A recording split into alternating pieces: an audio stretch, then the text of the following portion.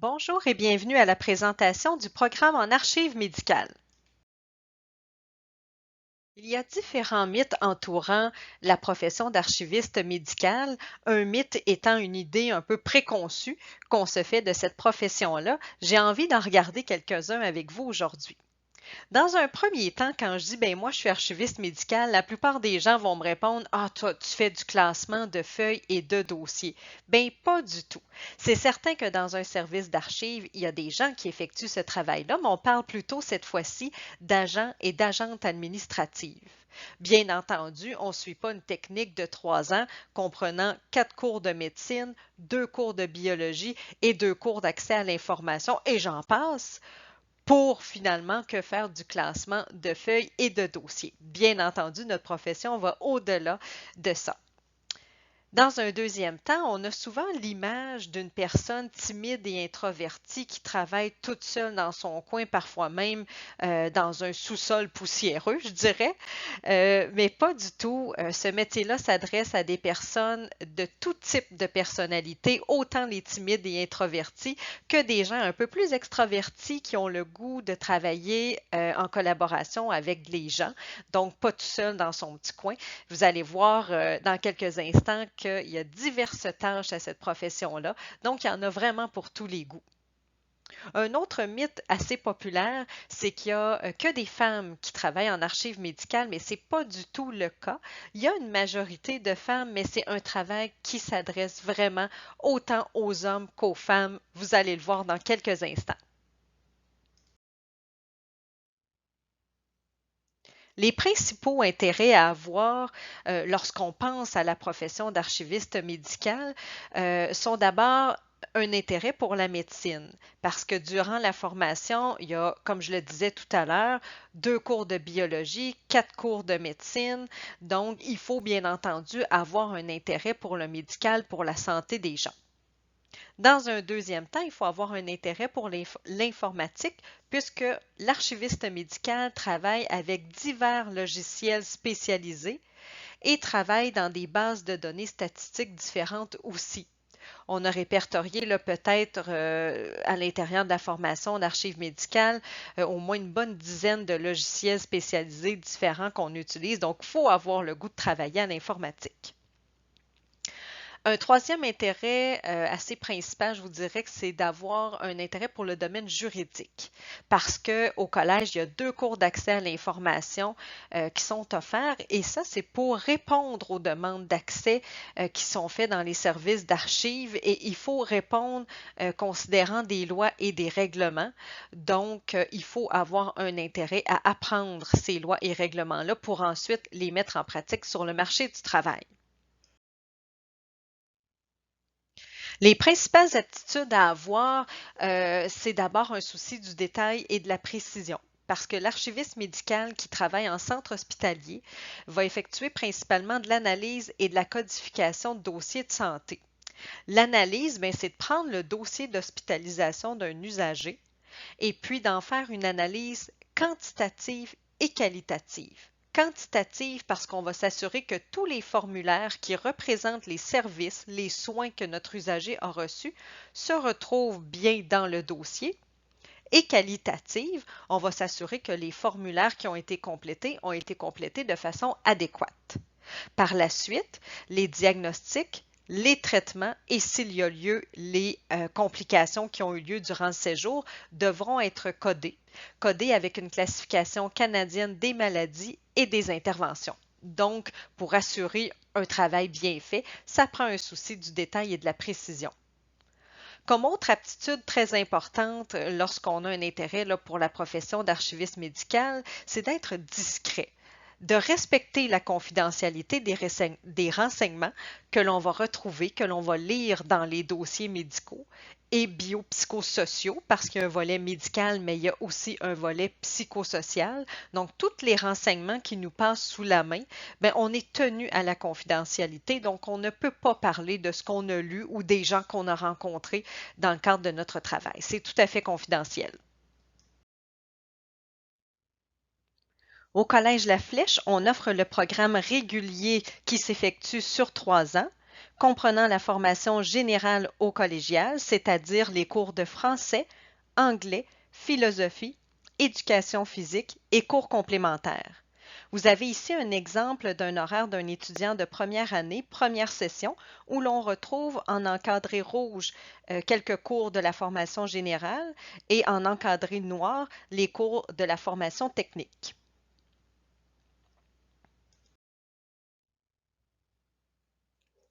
Le Collège La Flèche offre également le programme intensif depuis plusieurs années qui s'effectue celui-ci sur 2 ans. Il s'effectue en présentiel, mais depuis l'automne 2017, il est offert également en ligne, donc dans le confort de son foyer.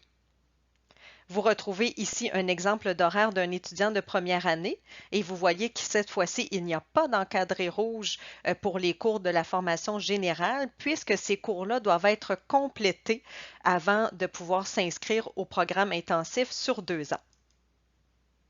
Et c'est une belle exclusivité du Collège La Flèche de l'offrir de façon intensive en présentiel ou en formation en ligne.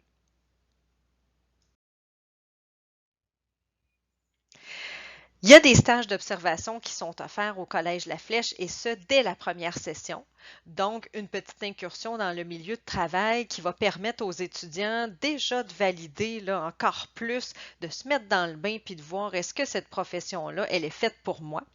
Puis il y a beaucoup de conférences midi qui sont offertes à l'intérieur d'un cours qui va permettre aux étudiants de rencontrer des archivistes qui font des tâches différentes dans les divers milieux de travail, ce qui va vraiment permettre aux étudiants de se faire une bonne idée de tout l'éventail des tâches qui peut être faites par des archivistes, puis tous les milieux de travail typiques ou atypiques que l'on peut retrouver.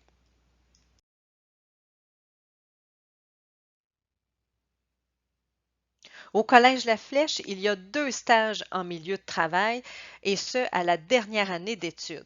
Un premier stage en centre hospitalier de 10 semaines. Il est à raison de 39h30 par semaine, donc c'est comme si on était au travail. Les principales tâches qui sont effectuées dans ce stage-là sont l'analyse et la codification de dossiers de santé, comme je vous parlais tout à l'heure. Et puis, il faut aussi répondre aux demandes d'accès à l'information. Sachez que les stages sont offerts par les archivistes des milieux de travail et puis qu'il y a des partenaires de stage avec le Collège La Flèche un peu partout au Québec. Donc, autant pour répondre aux étudiants qui viennent sur place au Collège La Flèche que ceux qui sont en ligne un peu partout au Québec. Donc, même si vous êtes de la région, il est possible d'effectuer vos stages dans des régions plus éloignées, selon vos intérêts.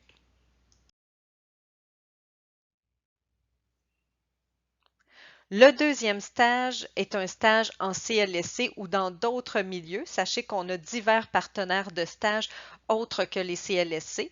Je vous donne quelques exemples. Il y a Retraite Québec, il y a l'Institut de la statistique du Québec, il y a l'Institut universitaire en santé mentale du Québec, il y a des centres jeunesse, des centres de réadaptation. Donc, tous ces milieux-là peuvent accueillir des stagiaires en archives médicales et sont éventuellement, bien sûr, des employeurs potentiels. Ce stage de 7 semaines-là se fait à raison de 35 heures par semaine. Et ce sont des tâches diverses qui sont effectuées parce que là, on se retrouve dans divers milieux. Donc, il y en a pour tous les goûts. C'est également une exclusivité du Collège La Flèche d'offrir un stage de 7 semaines en milieu un peu plus atypique, donc ce qui donne une grande longueur d'avance aux finissants en archives médicales. Jusqu'à présent, je vous ai parlé de quelques tâches effectuées par les archivistes médicales. Cette fois-ci, je vais être un petit peu plus précise parce qu'il y a des tâches différentes qui vont être effectuées dans les différents milieux. Dans un premier temps, parlons du centre hospitalier. L'archiviste médical qui y travaille va principalement effectuer l'analyse qualitative et quantitative des dossiers de santé. Ce qu'on peut voir à l'écran, c'est une feuille sommaire d'hospitalisation.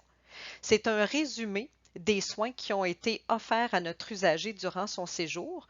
Donc, ce qu'on y retrouve, ce sont les diagnostics, les traitements et, s'il y a lieu, les complications qui sont survenues durant son séjour.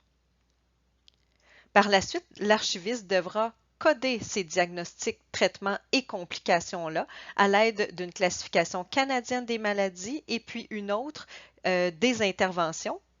On ne le voit pas ici, mais dans la zone grisée où est-ce que c'est indiqué code, l'archiviste médical va devoir inscrire un code alphanumérique pour chacun des diagnostics, traitements et complications.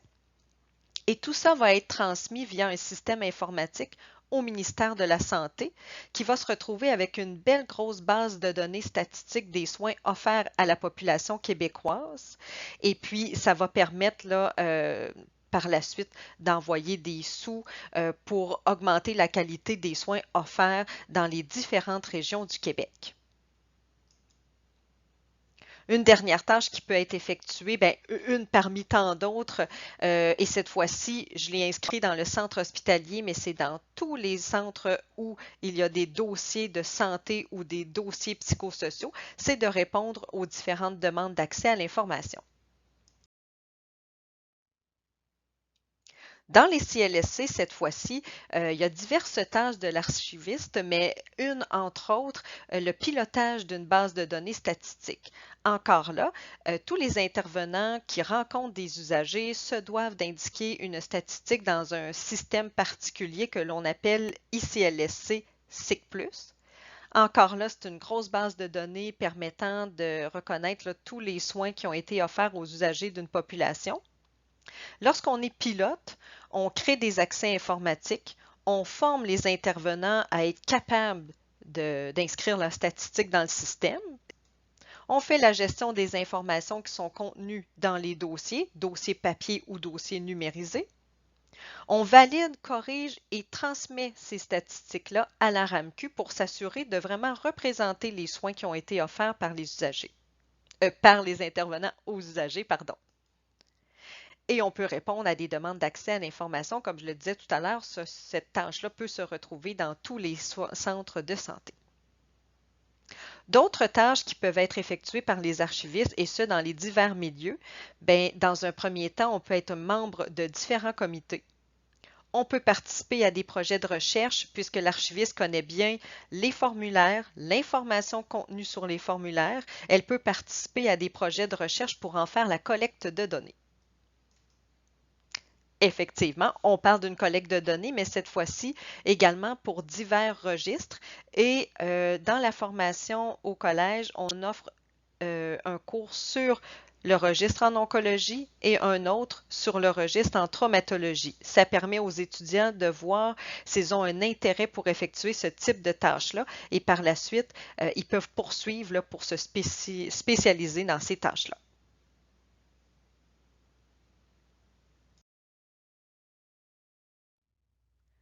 Il y a plusieurs secteurs d'emploi. Pour l'archiviste médical, d'abord les CIS et les CIUS. Un CIS étant un centre intégré de santé et de services sociaux et un CIUS étant un centre intégré universitaire de santé et de services sociaux. Ces centres-là comprennent les centres hospitaliers que l'on connaît, CLSC, CHSLD, les centres de réadaptation en déficience intellectuelle, troubles envahissants du développement ou déficience physique, les centres jeunesse et la psychiatrie. Il y a aussi les organismes gouvernementaux qui peuvent engager des archivistes médicaux. Parfois, on va plutôt porter le titre d'agent d'indemnisation. On parle ici de la SAC, de la CNESST et de la RAMQ. Les partenaires de stage dont je vous parlais tout à l'heure sont bien entendu aussi des employeurs potentiels. On parle ici de l'Institut de la statistique du Québec, l'IUSMQ qui est plutôt un institut en santé mentale, Retraite Québec, l'Institut national de santé publique du Québec également. Et les organismes spécialisés en informatique, puisque l'on travaille dans divers logiciels et dans diverses bases de données statistiques, bien entendu, on peut collaborer là, à l'élaboration de ces logiciels et bases de données-là.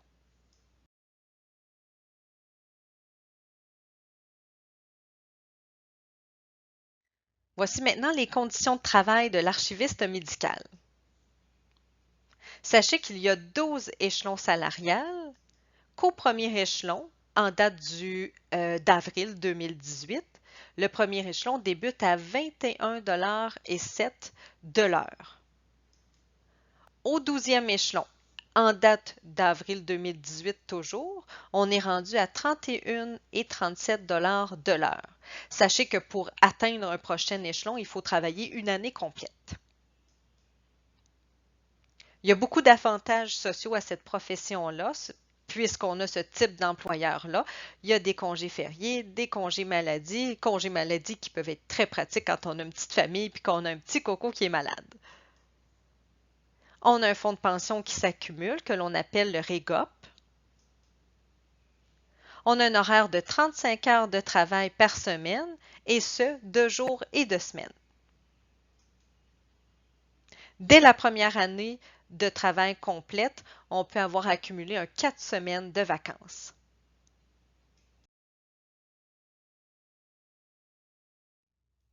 Voilà, merci beaucoup de votre attention. Je me nomme Véronique Smith, je suis la coordonnatrice du programme et des stages et je vous invite à communiquer avec moi pour toute autre question. Au revoir.